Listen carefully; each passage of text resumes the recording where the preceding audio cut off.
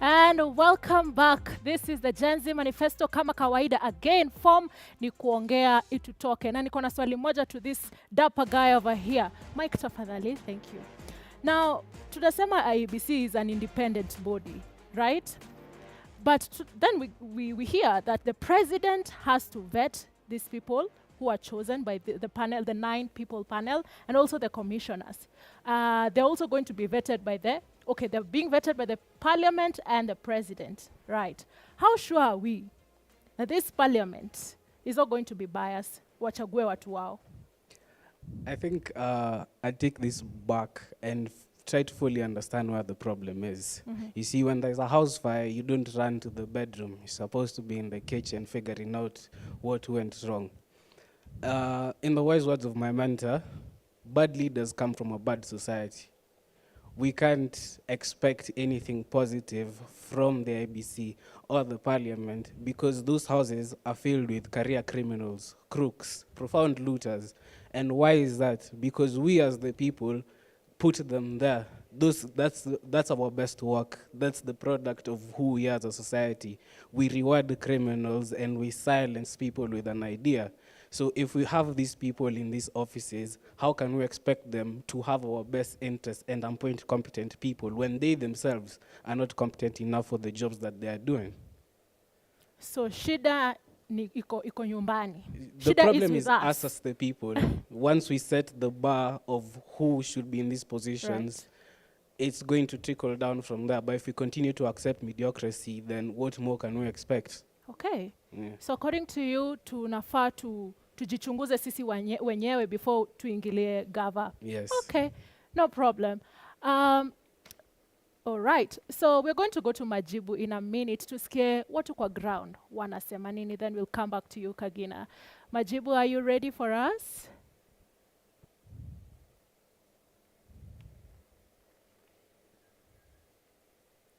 Majibu, watu wanasema nini kwa ground, Maiji? Kirigiti, Kiambu County. Na Kiambu umependa sana. Last time tulikuwa Kiambu, tena sahi. What's happening in Kiambu, Majibu? Yeah.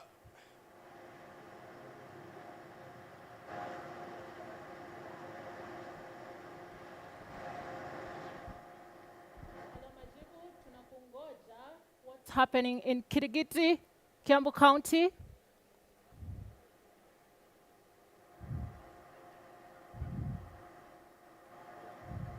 Majibu? Miss K, nimekupata sasa. Acha niendelee kubongana majenzi kabisa. Story niyo ya ID na voter registration. Kuna wenye wamekuja hapa sahi. Kuja hapa karibu nibonge naye. Kwanza jina ni nani? Alafu kwanza utavote this time? Lazima ni vote. Naitwa Kinyanjui Goge. Jina ni? Kinyanjui Goge. Una vote this time round? Lazima ni vote. Ni mara yako ya kwanza ama una vote hiyo pressure? Hapana, nimevote. Hii itakuwa mara yangu ya pili. Alafu kuna hiyo story ya ukipoteza ID wanasema ni thao ku replace. Umepokeleaje na sasa unachungaje kwanza hiyo ID bana? Hapana, siwaungi. There is nothing in this government naweza unga. It is always going opposite from what the agenda was. So kama ni kulipisha, what is it that the other years hatukuwa tunalipishwa? Noma sana. Umekuja na best yako hapa hivi, acha pia akaribie. Una jina yako ni nani bana? Maiji pia ukuja hapa karibu hapa hivi. Jina yako ni nani bana? Alafu kwanza uko na ID? Mimi naitwa Alexander. Yes, niko na ID. Yeah. Majenzi the previous years wako wanapiga kura. This time round utapiga kura na nini imechange? Okay. Kura nilipiga last time, hadi this time napiga bado. Yeah. Haya, wacha niulize Maiji swali lingine. Nilikuwa naye na bado niko naye tena hapa hivi. Kuna historia ya vetting sana wase wenye wanaishi kwa hizo border counties na border other countries. Umepokeleaje hiyo story? Okay, sincerely speaking, nikiweza ulizwa, nasema hiyo story iko 50-50, design ni nusu, kwa sababu in case hiyo ni mpango ya serikali ndio ipewe wase ID ndio ili waweze kuvotia, hiyo ni mpango mbaya. So unasema ni plot ya gava? Na feel sijui roho yangu inasema imeandikwa kamatia chini sako. Na feel kama ni plot gava kwa sababu maybe already washaribu side ya Central na some parts. So gava inataka ipe awase immigrants ID alafu ndio waweze kuvotia. So in case Mungu anajua, but kama hiyo ndio mpango, hiyo si mpango poa. But in case kama unapea mse ID kwa sababu he or she is a Kenyan citizen, inafaa kuwa hivyo. Because any Kenyan citizen anafaa kuwa na identification card ndio asisumbuliwe anywhere, kurejeza shule, kwenda kwa borders. But in case hiyo sio hiyo mpango ya serikali, kama inapea hawa jamaa ID from the northeastern part na maybe si wa Kenya, hawafai kupewa. Any person with an identification card ya Kenya anafaa kuwa ni citizen wa Kenya. That's all. Haya, kuna Bazenga pia hapa nimeleta senior agency, nimekuwa naye tangu mwanzo wa show. Nishauliza Bazenga hapa story ya vetting. Sana sana wasi wenye wanaishi kwa hizo border counties. Serikali imesema inawapatia IDs na kuna leaders kadhaa wamekuja. Nimecheki natembea kwa mazishi ya Chibukati the other day, amesema hii ina pose security threat kwa country. Unasemaje hiyo story? Mi kwangu ya kwamba nataka niongeleshe Mkenya wa kawaida. Ni haswa niongelee kwa sababu huyu president uko naye William Samoei Ruto. Hizo vitu analeta hapa Kenya, anapatia watu kutoka ugenini, kutoka nchi za nje, apart from wa Kenyans. Tuko na shida kubwa sana. Hao watu hatuwajui, hatujai waona, hata wenye tuko nao hapa Kenya hapa kwetu hawajapatiwa IDs. The moment tumeweza kusema unapatia watu kutoka nje ya Kenya, I think ni kama umedisown Kenya. Huna haja na Wakenya sasa. Hiyo imekuwa ni kama vitu zingine tofauti. Hata wale president wamekuwa hapo awali. Hatujai experience such a thing. Actually, tunaumia sana by the way brother. Wacha basi nikusomee kitu yenye prezo alisema, alafu uniambie kama maneno yake wenyewe. Alisema article 12 of the constitution constitution of Kenya entitles every citizen of Kenyan passport and any document of registration or identification issued by the state with citizens. Do you think our state watakuwa wametengwa in some way? Rudia anachosema kiongozi wetu. Article 12 of the constitution of Kenya entitles every citizen to a Kenyan passport and any document of registration. Hawa sasa ni wa Kenya, mbona wasipatiwa IDs? Hatujui kama ni wa Kenya ama si wa Kenya. As long as you're talking about the border, ni kumaanisha those people from the Islamic State na sisi wa Kenya hatujui, hatuko sure na wanafaa watumie the main very vetting order wajue kama ni Mkenya. Hatukatai wewe unaweza kuwa ni you are an Islam in Kenya na kama ni Mkenya. Ni wase wengi hata Migori pia ni border, kuna hata wase wa Hispania, wase wana border TZ huko, hatusemi northeastern peke yake. But sisi tunajua Kenya president alimaanisha story ya northeastern. Haya, kama wewe ni Mkenya na unaweza kuwa wewe you are born in Kenya, citizenship inakunga under 3 different categories. Kuna naturalization, kuna by birth, hiyo tatu ni gani? By registration. Kama wewe ni citizen wa Kenya, upewe ID whether you're from northeastern, whether you're from Uganda, whether from TZ, but as long as you're going through these 3 processes, tumekubali. But usipee mtu ID ya Kenya ati kwa sababu unataka votes za Kenya ama votes za northeastern. Hiyo ndio sisi kama wa Kenya hatufurahi. Because ukiangalia kama South Sudan kumekuwa na shida kwa muda, si ni kweli?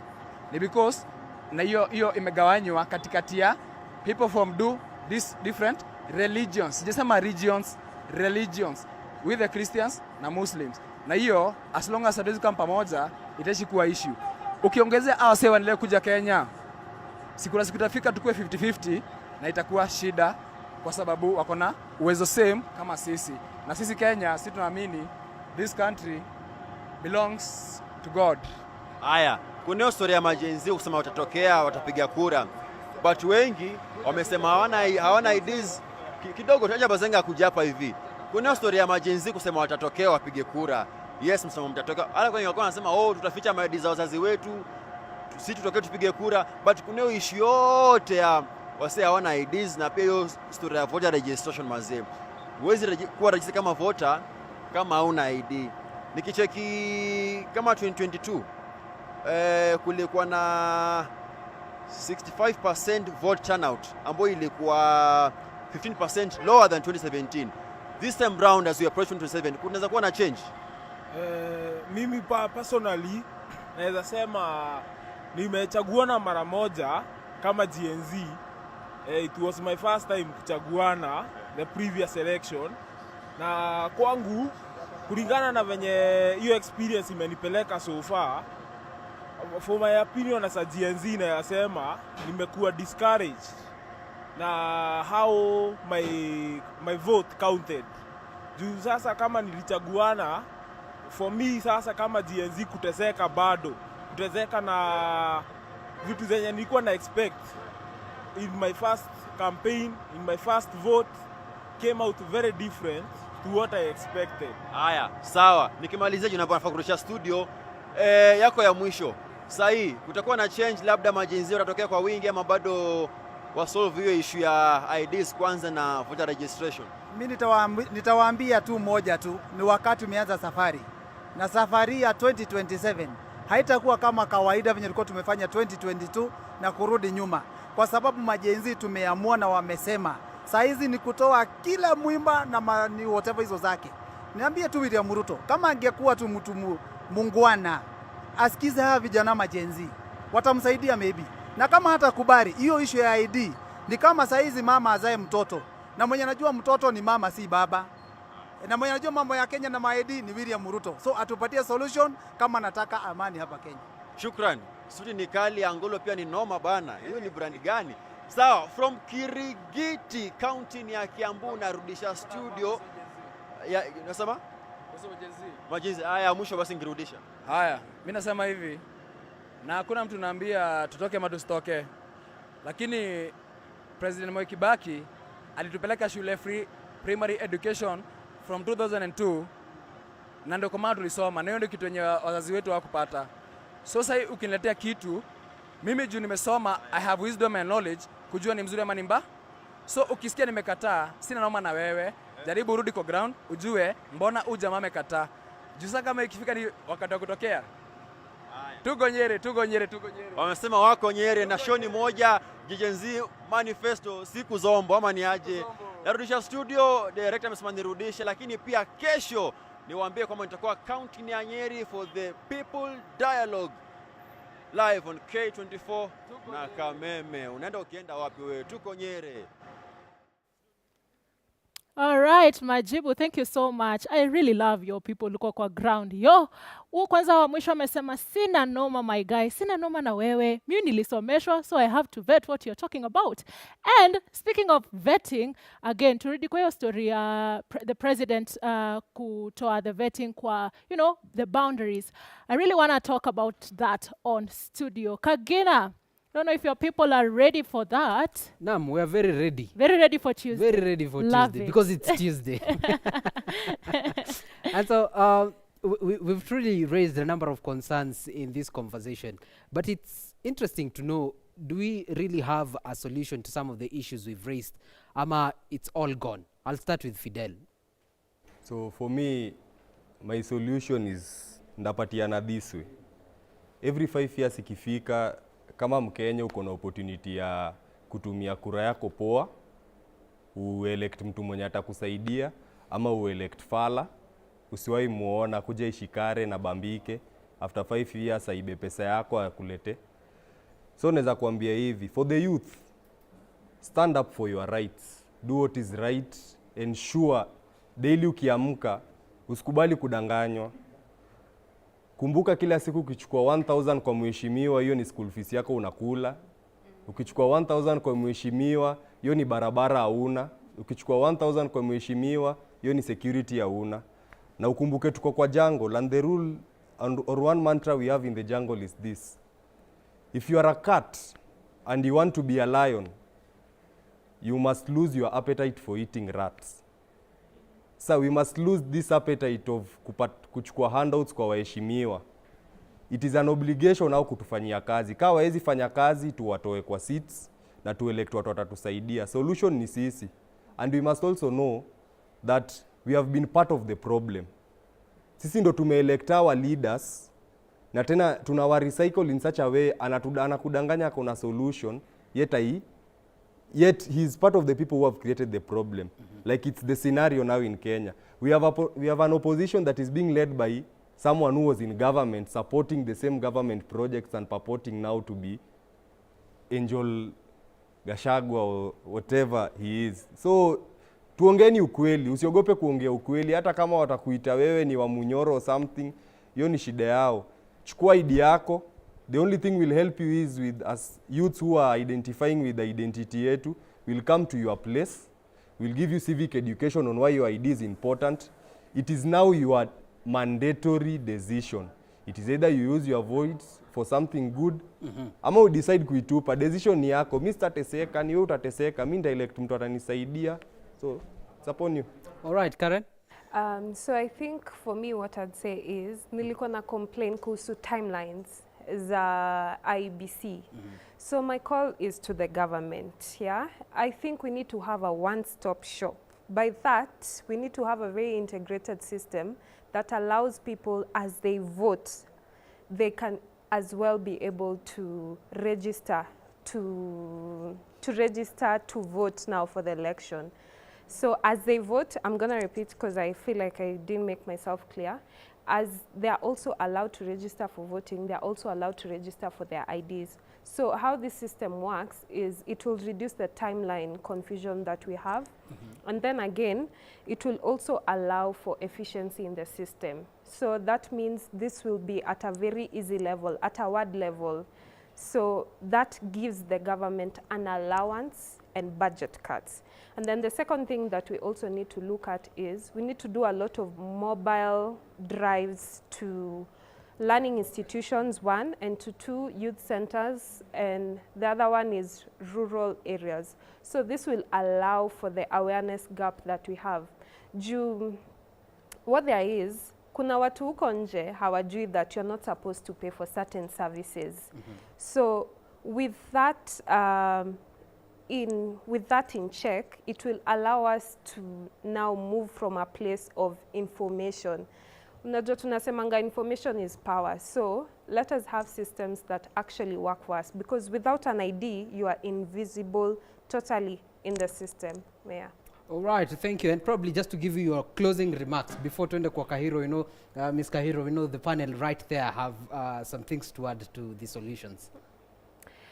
So my closing remark is, one person cannot change the system. So how this looks is, I think you saw with the Reject the Finance Bill and how they were removing Gachagua from the system. Over, I think, 3/4 of the parliament had to vote to remove him. So mjue ule mtu moja mwenye mnaona ako transparent, he has some sense of integrity, cannot bring a change. So we need to go and vote for the right people, and the right people does not look like one, but looks like 100 plus. So how I'm looking at it, your vote is your power, and your vote translates into the real policies that we should be discussing. Thank you. All right, Fidel, tukifunga. My closing remarks ni, we need a system overhaul, and Kasongo must go. And if he must go, he goes. Dear viewers, we've had a discussion on a number of things here. And among them, we've given some solutions, just probably to have a summary of the solutions that we and you have given to the issue we have right now with IEBC. Kuna mass voter registration drives ambazo tumesema we need to take initiative on that, and the government has also need to push on that. We also have youth-focused civic education, combat misinformation about IDs like we have here, engage through influencers like we are here, ain't we all? And then we will be addressing economic and social concerns so that people can be able to come out, with policies that favor them. We also need youth-led movements that are pushing for change, as well as reduce the issue of voter apathy, where we come to an election and people don't want to vote. On legal and institutional reforms, we have to lower the cost of independent candidates so that they can participate fully in these elections. And we're also utilizing technology, combining some of these things like voter registration and picking ID. We also have the issue of mobile registration of these voters. Coming to digital and civic education programs, we really need to engage on that front to ensure that the youths, their voice is heard during the voting time, and therefore they are fully represented when it comes to representation in terms of leadership in decision-making tables in parliament and so forth. And even as I conclude, before throwing it to Ms. Kahiro, my concern would be this.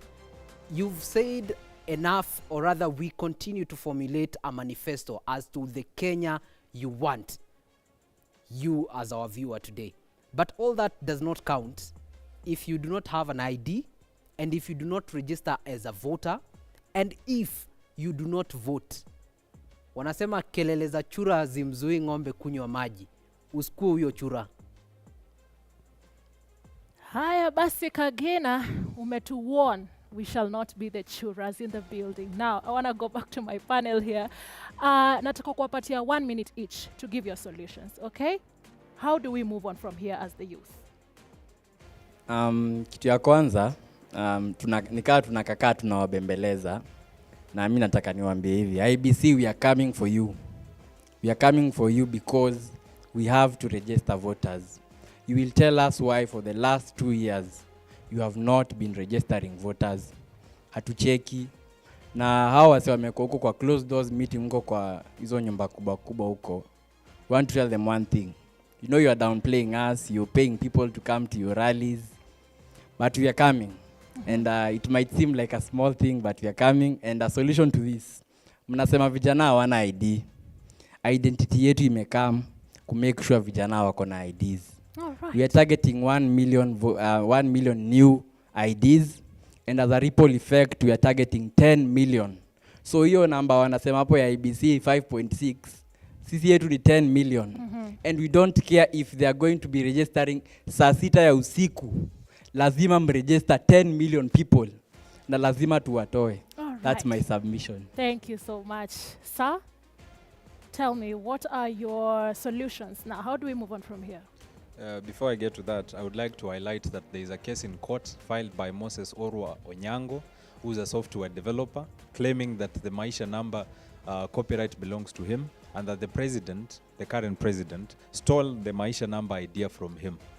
He says that he shared this idea with President Ruto in 2021.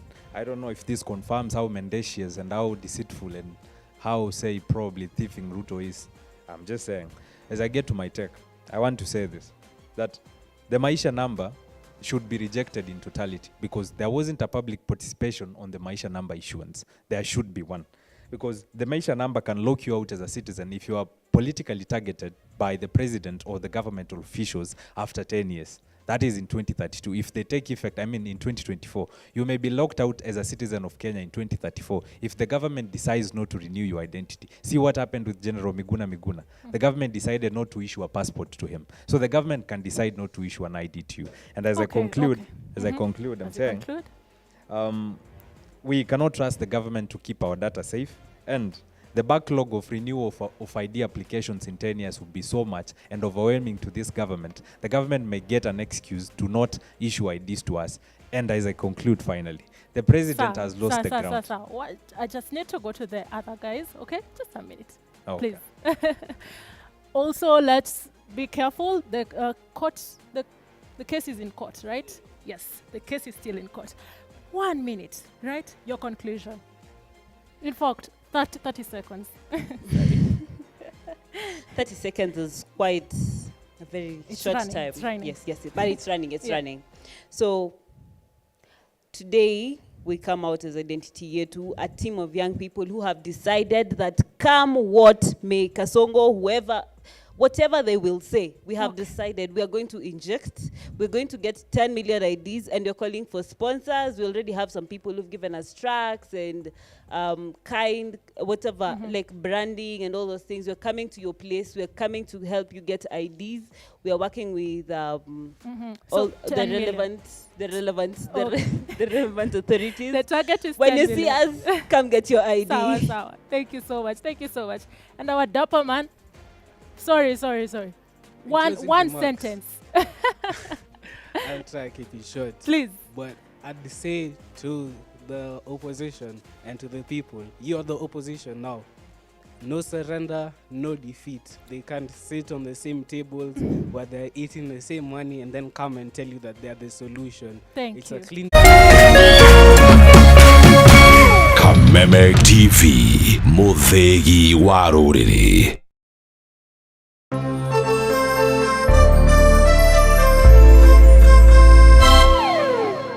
Oh yes, avuka na cash box na best now mitabine ya Kameme TV muthegino wa rũrĩrĩ muthenya wa muthi twakiwa tuna besha kumagwa Kameme TV okwa thimo yaku hinya *317# yes *3